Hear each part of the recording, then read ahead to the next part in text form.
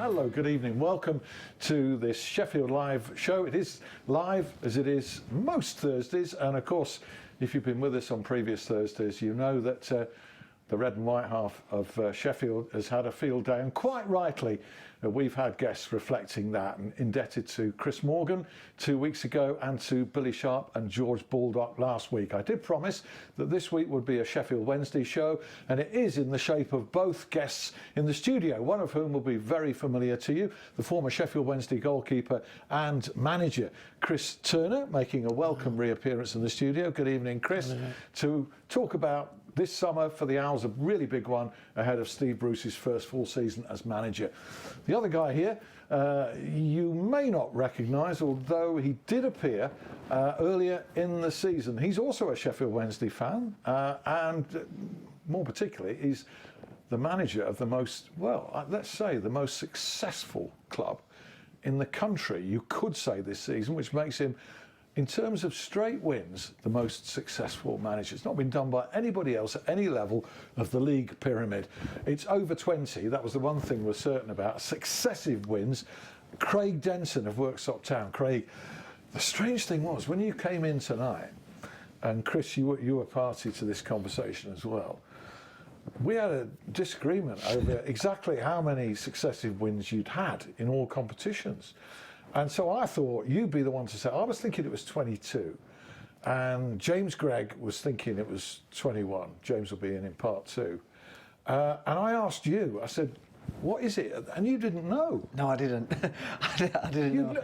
How could you not know? I knew it was in and around 21, 20, 21, 22, but, you know, I didn't know exactly the number. So we had to have a look at the fixtures, and there we are, 21 in a row. Hey, Chris. Well, what about that? That's an unbelievable record at any level of football. And I know he's in the cup final on Monday.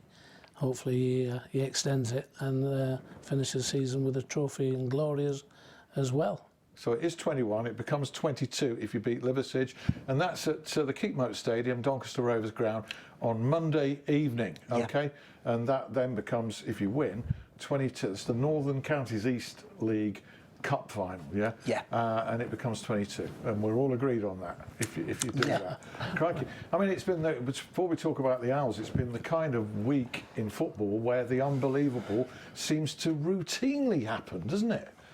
Well, I mean, I think the two wins for Liverpool and Spurs are just unthinkable before the games. I mean, Barcelona, undoubtedly the best team in the world.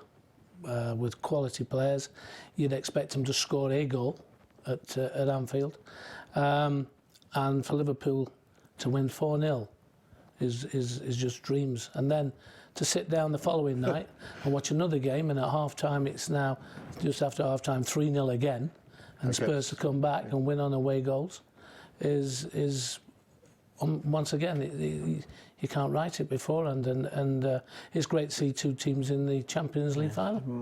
Magical, isn't it? It's amazing.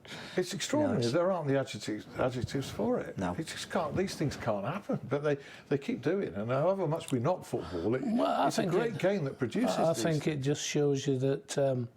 You know, you say to your players, and you say to your team, and you say to your supporters, you know, it's not over till the final whistle.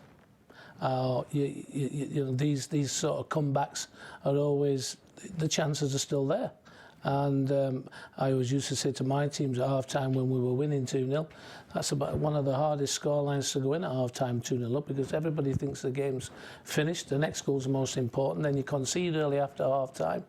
And I remember when we went with Chesterfield, we went to Morecambe, and we were 3-0 up at half-time, and obviously we were on fire at that time under Paul Cook and everything else, and all the directors and the directors are like, wow, we've won this today, and blah, blah, blah, and the Morecambe director, well, how many is it going to be this afternoon? But in the back of my mind was always, well, if they get a goal just after half-time, and they did, right. And they did, and they beat us 4-3 in the end. And like Paul says, on the sideline, he made a couple of substitutions at the time, and he said, you just couldn't stop them. They got that momentum going at Morecambe, and even 3-0 down, they went out the second half, got the first goal, got the second, third, and fourth, and won the game. And he says there was nothing I felt I could do to stop it. And I think Ajax were the same, and also Barcelona on Tuesday. Yeah. And that's with world-class players. For Liverpool and Spurs, read Morecambe. Yeah. Example 7. Sheffield United were 3-0 up at Aston Villa this season and conceded 3 very late on for a 3-3 draw. To which, you know, before we come on to Owls and Worksop, I know that, you know, very sadly you weren't able to be here last week, and commiserations on the passing. May I say a lot of great messages last week after that from both sides of the divide of the city, as I say. So I really appreciated that. Yeah. The message. I think people know that family life puts football into perspective, and the number of messages showed a lot of feeling. Appreciate that. And you were due to be, for very understandable reasons. You couldn't be, but I know that you particularly wanted to, and I relayed this to Billy Sharp and George Baldock. You wanted to congratulate. Well, yeah. I mean, United. you know, the last 2 weeks for Sheffield Wednesday supporters has been very hard for obvious reasons, but you know, putting that aside and your allegiances, it's with great admiration what Sheffield United have done.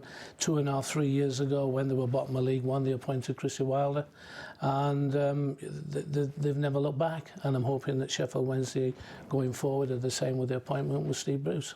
Yeah, well, we'll look at those plans that he's making. In part 2, maybe we'll come on to whether you think, with your football eye, Sheffield United could stay in the Premier League, and, you know, whether attacking the division, as seems to be the case, is the way to go about it. Just before that, Craig, you came in here, what month was it when you came in?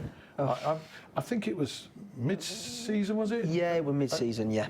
Are we talking November time? Yeah, I think, early November. You weren't wasn't it? doing great, were you, at the time? No, we'd had a few dodgy results. No, we started fantastic in pre-season, and then, you know, when the league kicked in, you know, we lost a couple of games against some really strong sides. You know, Bridlington and Handsworth Paramore.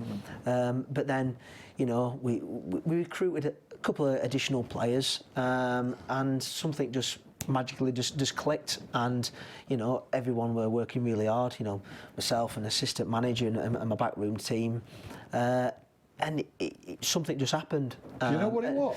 What did happen? Was it coming in here? I think it's all down to you. Yeah, I just think it was, you know, a bit of belief from, you know, the players and what we were trying to achieve at the club, and where we wanted to be at. And, you know, we just a little bit of luck on the way. You know, we went away to Bottisford and we were losing 2-0 at half time, and went to go and win the game 3-2. That's not luck, though, is it? No. Yeah, you get a little bit of luck. There's a little bit of luck involved. But the belief from this group of players who I've got who are just absolute fantastic, and you know, they love playing for the football club. You know. They just literally rolled the sleeves up and got stuck in, and it was just.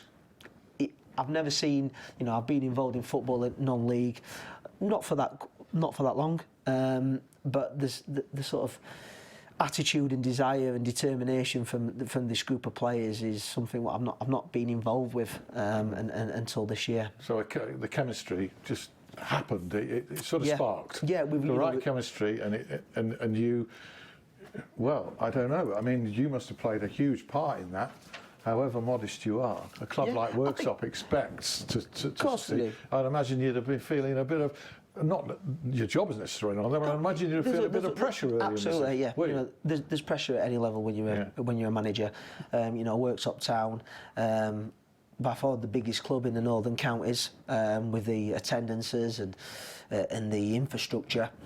But, you know, it does go down to the recruitment at the beginning of the season, you know. Well, not even in the season. It's, you know, before that, and you know, like I said, that my management team and going out there recruiting players, getting them in early. I think he's set us up and laid those foundations for us to kick on the season. To be honest. Okay, you mentioned the support. We'll talk about that later. Some quite remarkable statistics on the support, as well as the form on the field, which is incredible. Sheffield United, if Steve Bruce didn't know it already, Sheffield United have thrown down the gauntlet, haven't they, really, to Wednesday. Brucey will be up for a challenge anyway, but the other team getting promoted does add urgency to a job, doesn't it? It puts a lot of pressure. Yeah. There's always a lot of pressure at Sheffield Wednesday as a manager, but with Sheffield United now being promoted to the Premier League, the pressure's now on to get Sheffield Wednesday in the Premier League as quickly as they can. You forget what's happened in the last 3 or 4 months, start of next season. That's got to be forgotten. It's a rebuilding, and the word recruitment is absolutely massive now for Steve. He will have seen those players last season. I think some of the players, such as Fletcher, had an excellent back end to the season. Forestieri was hit and miss with injuries, and several other players, Hutchinson, Lee, have been missing but contributed at times. Steve's now got to look forward and be looking now that he needs reliable players for next season. You need players into that team that are going to play around 35 to 40 matches in the season next year. And those are the sort of players that Steve will be, I'm sure, recruiting to come into his squad, because it's a long season. I've got to be totally honest. I saw Norwich City at Hillsborough 14, 15 months ago. I thought they were the worst team I've seen in a long time. I looked at the manager on the sideline who looked a forlorn figure, and I was walking home after the game, and I think Wednesday had won 5-1 or 5-0, and I thought, well, that manager ain't going to see Monday morning. But he's gone away, they stuck by him, he's recruited well, he's gone and found a striker that Sheffield Wednesday's got to find, somebody who can score 30 goals. And Pookie came on a free transfer and has been a revelation to that team with 1 or 2 others. And that's what Steve's got to do. To such an extent that Jordan Rhodes couldn't get in. He did fleetingly, and he scored some goals. His goal ratio was good for minutes on the pitch. He now comes back to Sheffield Wednesday. Surely it's a free hit for Steve Bruce and Rhodes. Well, I have to say, I mean, if you're a manager and you've got a player of Jordan Rhodes' record in the past and calibre that he can score goals. The problem with Jordan at Hillsborough is that he was signed to a team that passed the ball backwards and square, kept possession for a long time. So Jordan Rhodes is a player who needs balls constantly fired into the box from wide areas, and if you do that, Jordan will score goals. Do you see him succeeding at Sheffield Wednesday? Well, I think that if Sheffield Wednesday play that style of football that suits Jordan Rhodes, he'll score goals. He's not a link-up player. He's not one player that wants to drop in deep into midfield, start playing a little bit of football. He's a boxman. And if you pay £10 million or whatever it was for him, you've got to supply him with the balls. And he's been disappointing, and I think Jordan would probably say that himself at the club. But he'll have another chance, I would have thought, under Steve. And the opportunity is there for him, and I know that. I'm pretty certain that Steve will know what'll get him goals, and that's how they've got to play next season. All the indications are, from what we've seen under Steve Bruce and from the talk about the areas where he'd like to recruit, all the indications are that that's exactly what the sort of football he wants to play and provide. He's looking in wide positions. Football's not rocket science, Alan. Sheffield, we'll go back to Sheffield United. Chrissy Wilder plays a style of football. It's fast, it's attacking, it's getting balls into penalty boxes, it's getting balls into certain areas, it's getting bodies at the edge of the box, it pops out, bang, they're back in, they're on the front foot. That's what wins football matches. Not possession, playing it backwards and square. If you've got the best players in the league, yes, you can do that and you will win games. When you haven't got the best players in the league, and the league's very much this season in the Championship has been very much of a muchness with all the teams, even the teams coming down from Premier League, have not set it afire. Yeah. But what Sheffield United did was play crisp, attacking football, having shots, having crosses, getting goals. Billy Sharp, obviously, with his goals, and Leon Clark, etc., through the season. And Steve, as you've ultimated, has said, that's how to win games. That's how to win football. That's how to bring crowds back. That's how to get a winning team going forward and playing like that. And I know Steve, as he said, wants to play like that. Hasn't been able to do it as much because of the personnel that we've got, but they've done it. He's played a lot more attacking football than the last two managers that that I've seen at the game. Yeah, you were a manager at one level lower, but I recall the signings of JP McGovern and Chris Brunt to do exactly for your team what you're. When 2000 and the promotion the season, I recruited 12 players for the club. Yeah. That was really my players that I recruited at the start of that season. And I was looking for a target man, I was looking for 2 wide players, play a 4-4-2 formation in them days, and get crosses and get action and get goals. And that was the first season, that they'd had a 20-season goal a season with Steve McLean. Yeah. Since I think Bright was and years Peacock before. Was alongside, wasn't he? Peacock was alongside him, yeah. Yeah. So of the manoeuvres, sorry, Craig, we'll perhaps bring you in on this, because I know you're an Owls fan, but because of your Worksop commitments, and by the way, we will chat extensively to you again in part 2 about it, because of your Worksop commitments, you don't see a lot of them. But obviously a number of players have been released, I think 6. Any surprises for you there? David Jones, Alman Abdi, Daniel Pudell, Gary Hooper, Marco Matthias, George Boyd. Well, I think Steve will know what he's got to deal with financially. I think with Gary Hooper, I would have thought there had been a tugging about whether they should do. Maybe it's something to do with his injury record. They obviously know more than everybody else. Steve may have somebody else in mind. As a manager, when you've got to move players out to bring players in, it sometimes is difficult. But I didn't see any surprises in any of those players. I think the players who are being offered contracts. I mean, Kieran Westwood, who's been outstanding for the club. I was reading in the paper, no disrespect, but to Huddersfield, but I was reading about Huddersfield Town here. Why would you go and play for Huddersfield Town instead of Sheffield Wednesday? Financially, they're in a different position. Well, yeah, too, there may be, but now. I think Kieran will be financially.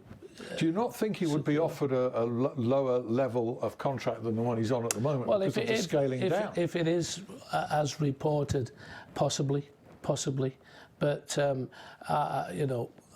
I'm one that I would actually play in front of 25,000 people and play for a club that's going somewhere. In my opinion, it's your club too. I think, like you say, with Steve Bruce, he'll know his plays and his targets. And also, he's a great favourite of the fans, which is again something definitely. that that's you can't been a problem for the 2 younger boys below him. Yes.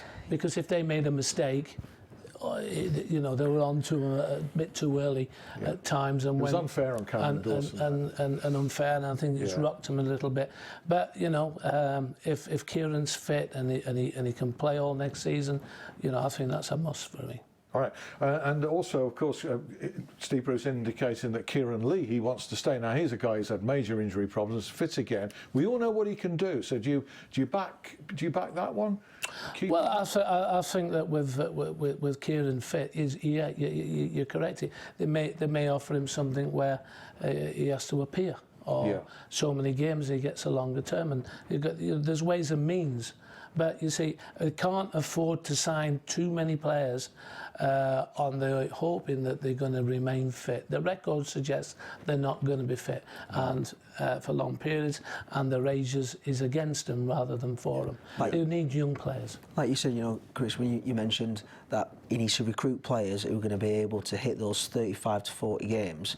You look at that list. It'd be very interesting to see how many games and how many fixtures them players have fulfilled.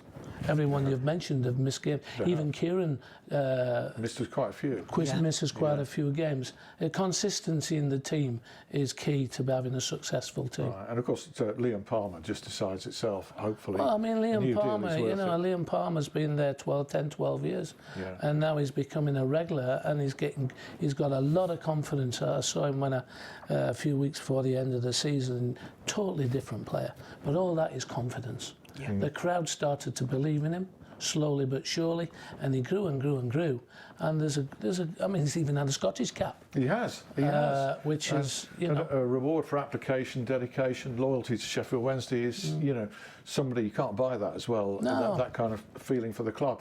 We'll talk in part two. There's links, strong links to a German left side defender, Julian Warner, who apparently is finalising a contract at Hillsborough. Your thoughts on that? The Michael Hector situation, whether they can keep him or whether that interest is an indication that maybe they can't, I don't know. More from Chris Turner, more on the wonderful Worksop town from their manager Craig Denton in part two, and we'll have news of your sport and your team from James Gregg. That'll be in 5. See you then.